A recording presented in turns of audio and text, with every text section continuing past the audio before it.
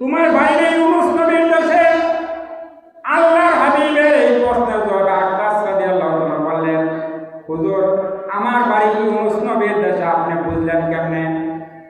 ইউনুস আলাইহিস সালামের দেশে আব্বাস রাদিয়াল্লাহু